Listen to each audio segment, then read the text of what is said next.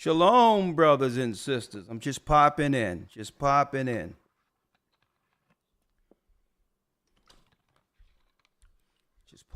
real quick. Blessed morning. All right.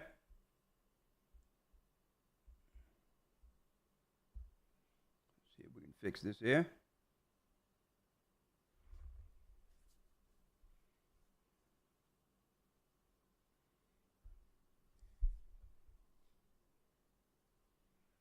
Yeah.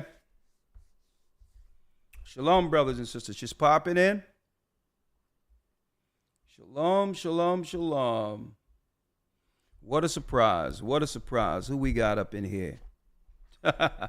Just popping in. Yeah, y'all see the title. You all see the title. Just come on in. I know you didn't expect to see me this morning, huh? Or just turned the afternoon. Shalom, brothers and sisters. Shalom, shalom, shalom. I'm just popping in. Won't be here long at all. Make sure you like, share, and subscribe. Surprise, surprise. I know you didn't expect to see me here this morning, right? Or afternoon. Yeah, I'm just, all praises be to the Most High. I'm Elder Ricard Shaw, the Gathering of Christ Church. And yes, you see the title. I have to talk about this real quick. All right. And yeah, I'm excited about the new year, which started sundown Saturday. And I'm also excited about the Passover. I'm excited about the Passover in 2 weeks in North Carolina. It's going to be great. Great music, great praise. And I'm just looking forward to seeing some of the people who have operated in this church for years and have been baptized. And, usually on the Passover, it's surreal. A chance to appreciate what the Most High have done in this work and to see prophecy fulfilled, to be a part of seeing that the children of Israel are back with full force and is willing to begin our journey in respect of our God, Ahia, in the name of Yeshua. Yes, it's what a blessing. In a couple of weeks, we're going to have a serious, blessed Passover. And I just wanted to thank all the brothers and sisters out there who have always supported the church. And we're going to make this Passover a blessed experience. And through the Holy Spirit, these holy days from one year to the next draw God's people closer together. I mean, I wish, believe it or not, I wish it was a scenario in which there was no cap on capacity.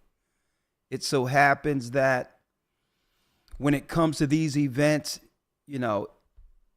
there's a limit on how many people can come in, or the fire marshal come out and all these others, and we don't need that trouble, right? Years ago, when we converged on Atlanta through the Spirit of the Most High, they brought in the fire marshal because our people were in the lobby and lined many saints outside, counting the people and all that, just to disturb the Most High's holy day. It only happened once, about 5-6 years ago, but I don't want that trouble. So I just wish there wasn't a cap. There weren't a cap on the capacity, because we had to stop it at around 3,500, right? Just for the main one in North Carolina, but we still have one in California for the West Coast. Thousands are going to be there. We still have one in Canada. Okay, we're going to have in the hundreds there. The UK, all around the earth, even in Africa. So all praises be to the Most High. But I just hope one day that it can be a scenario in which we can have some just open land where there is no cap on the number of saints who can actually come in, right? So I'm sorry, brothers and sisters, if your enrollment, well, your seat or your reservation was late to a degree where it was capped out, right? But there's other Passovers that we do have throughout the earth, and we're doing everything with the camera work and production to make this Passover interactive, where even if you see it from your home and eat the meal and pray with us from home, you'll still have that engagement, the experience as if you were present. So because there's a cap, unfortunately, everyone can't be there, but at least you'll still be able to experience this with us, okay? Now, I wanted to put that out there. Now, let's go into, I want to cover a few things. Oh, y'all seen the video, Bye-Bye, right? Malak produced that. Elder Yarack was helping with the production and shooting. And yeah, you know, it was a great experience. It was fun amongst the saints. So yeah, go see it. Bye-Bye. It's good because soon we'll be going bye-bye. You know, bye-bye Babylon, right? But let me jump right into this, right? You see the title there, right? You see the title there. Oh, yeah. Another thing I wanted to mention, that at the Passover, before sundown, before the Sabbath comes in, we have what you would call a vending for all of our GOCC network members, right? They come in, whatever they might have, merchandise, clothing, whether it be oils, ointments, their own, I would say their own, the things they have patent that they've created themselves, their own creations, or whatever the case is. We share in each other's gifts and actually prefer one another. We prefer one another, okay? And this is what we do to support each other, because this is what the scripture says do. For so long, the other nations have taken advantage of us, right? They'll come in and prey on us and use us for merchandise, but yet contribute nothing back to our people. And that's what I want to talk about today, okay? That's what I want to talk about, right? Don't fall for the Amalek grift. Don't fall for the Amalek grift. And we all know who Amalek is. Christ put it out there. I know thy poverty and tribulation, but thou art rich. Speaking of our people. And I know the blasphemy of them who say they are Jews and are not, but are the synagogue of Satan. Now, if you do the research, the genealogical research, those who Christ is pointing out are from the seed of Amalek. Well, a lot of them are. And I'm speaking of from the hierarchy of that particular demographic. But I digress. Now, some people are fairly new and wanted to know, how is it that we, our people, the gathered of Christ Church, how do we follow the holy days different than Jewish people? Okay. Well, they make you believe that you're supposed to count the year according to the moon in the sky. Right? And that's why their days are thrown off. So are Hebrews, who are following the Passover and all of that according to the moon in the sky. Well, the reason why you can't do that is mere math. Right? We know that your modern day calendar, which is off by one day, but they try to make up with it with leap years and pulling off days and all that instead of following what God said do. God said we must reckon a year according to Sabbaths. There's 52 of them. So our calendars under Rome, right, is 365 days, which is one day more, but they try to compensate that by with leap years and all that, so when they should just do 364 days, 52 Sabbaths. That's what God gave us, right? You can't follow the moon because the moon gives you a moon annual cycle is 6 months, 30 days, and 6 months, 29 days. When you do the math, just look at a lunar year. It's 6 months, 30 days, and 6 months, 29 days, which means what? You got it. The moon has an annual cycle of 354 days. It's mere math. It comes in short 10 days each year.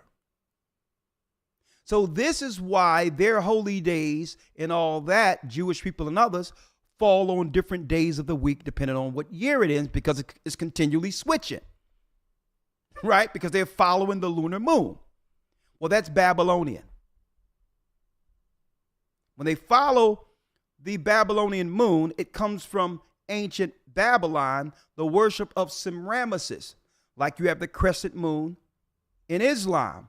It's a worship of the female deity, because the sun is male and the moon is female. Okay? It's the lesser light. Everything is masculine and feminine. The masculine sun, the greater light, and the feminine moon. And the moon follows the sun through portals throughout the earth for light. Okay? So the moon follows the sun. The solar cycle is 364 days, as it was commanded from the heavenly tables since the beginning. You cannot keep a clock with one hand. For time, they work in conjunction. Right? So, how do we know, right, that we are correct? Good question. Folks, it's all here in our calendar with the scriptures and all that. But I'm going to show you in particular. You can go to Gathering of Christ. You can go to gatheringofchrist.org, get your calendar.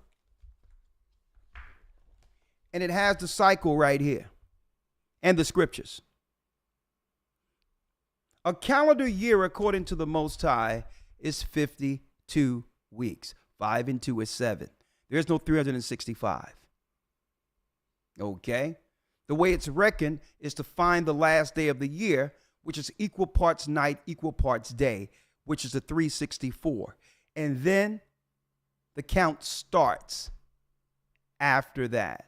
It's quite that simple, okay? Every year ends what? Saturday sundown to Sunday sundown. I mean Friday sundown, to Saturday sundown. Every year ends Friday sundown to Saturday sundown. The same way the Sabbath is the last day of the week, it's also the last day of the year. The first day would start Saturday sundown to Sunday sundown, right? Every year, that's the first day of the year, right? It's quite that simple. And those are the courses our people fell from. And then after we fell as a people under the Babylonians, we begin to lose time. The Talmudists picked up what? They picked up the moon cycle from Babylon. That's why when you look at a Jewish calendar, it has Jewish deities for the months. And this is why they follow strictly the moon. So to what? So, and they're not on course according to the days, these holy days should be falling on. Okay? The Passover every year, it's Friday sundown to Saturday sundown. Every year. At a fixed time. So now, to show you real quick how people are confused, thinking that they should follow the moon in the sky, not understanding the Hebrew and breaking down new moon. Okay? So real quick, let me show you. Let's go to 1 Samuel. Now, if you go to gatheringofchrist.org and get the calendar, it's broken down in more, and even, in depth, right? When you look at the calendar, right? But I'm going to give you an overview on how to understand not to follow the moon in the sky, because it only gives you 354 days in a calendar year. That's common sense. That's mere math. But I'm going to show you where people are getting confused. Let's go to 1 Samuel real quick. How you doing, Elder Dell? 1 Samuel 20, real quick. Let's go to 1 Samuel 20, verse 5. 1 Samuel 20 and 5 reads, "And David said unto Jonathan, Behold, tomorrow is the new moon." Now, what does the new moon signify? We're going to show you in a moment. "And I shall not fail to sit with the king at meat, but let me go that I may hide myself in the field unto the third day at evening. Right? So now let's look at this word moon in particular. Right? Let's look at this word moon in particular. Right? When you go to 1 Samuel 20 and 5, that new moon right here is in the Hebrew 23:20. Right? Kadesh. By implication, right? By implication, right? Month. So it's not speaking about the moon in the sky. It's a new month that distinguishes itself from the other months. So we need to find out, what does it mean by new month? It's not speaking of the moon. How do you know it's not talking about the moon? Well, let's now go to Genesis 37, verse 9.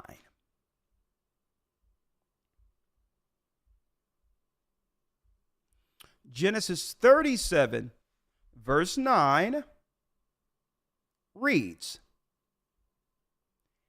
"And he dreamed yet another dream, and told it his brethren, and said, Behold, I have dreamed a dream more.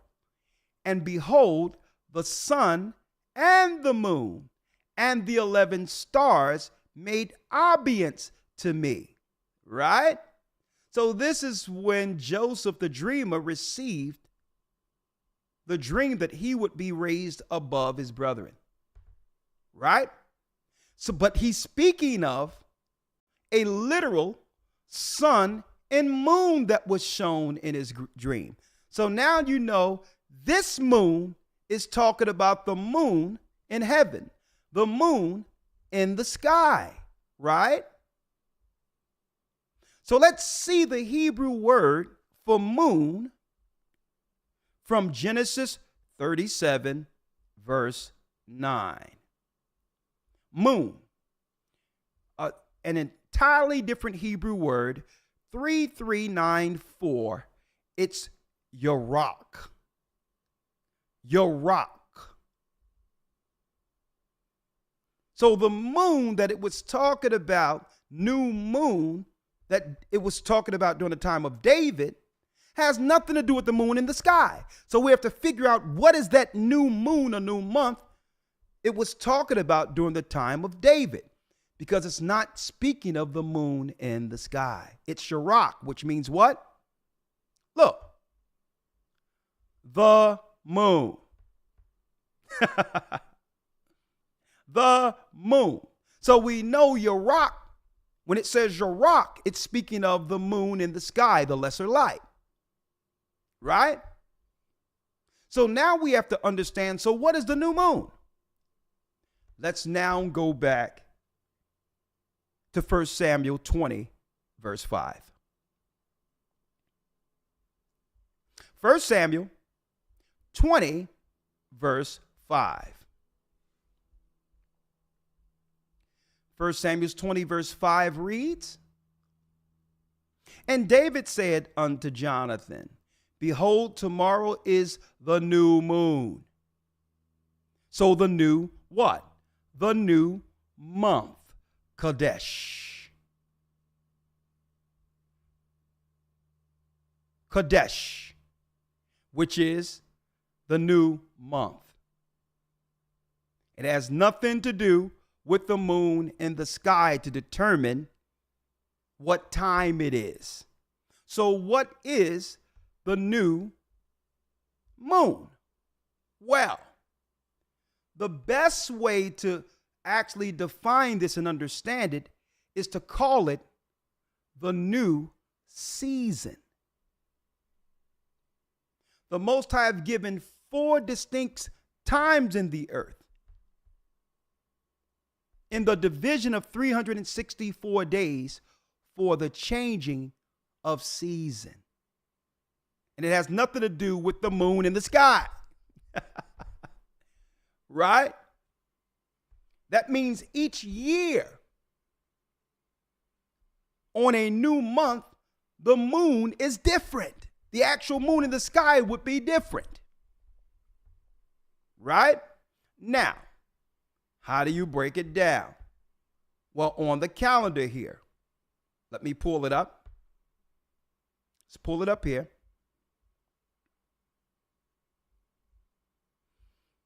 And don't look for these guys to tell you, because they're following the moon in the sky. Okay? Now, I took a picture to show you. There's a 300, here it is. This is the correct layout of the Hebrew calendar, which shows the full circular year cycle. Right? So, you have 4 intercalary days, which separates season according to time. See? So you would have equal parts day and night for the last year, which is 364. Then you would have this line here, which would become the new month or new season. That's all it means. The new season, spring. Breaking from winter. Then it would count a 30-day month, then a 30-day month, and then a 30-day month. And on the 91st day, there you go again, a new season. From spring to summer, go 30, 30, 30, and you have what? A new season from summer to autumn. Then you have 30, 30, 30, and that's right, on the 91st day, it goes to winter. It's not a moon in the sky. Okay, it's a month, intercalary day, which divide season. And then it's 30, 30, 30 again. And then on the 91st day,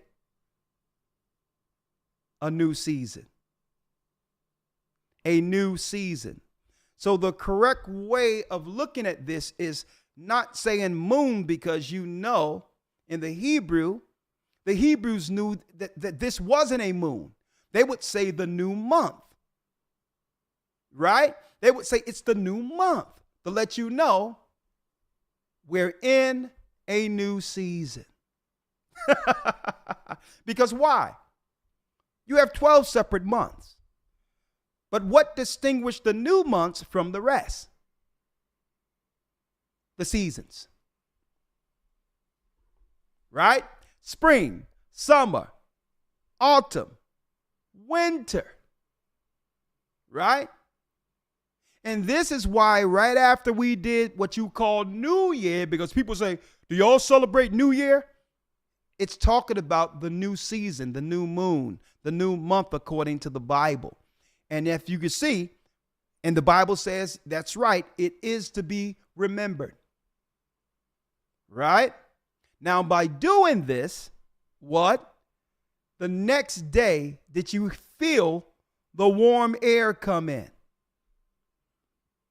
Because it tell you in the scriptures in Enoch that the chambers of heat come out of the gates to begin to warm the earth at that time.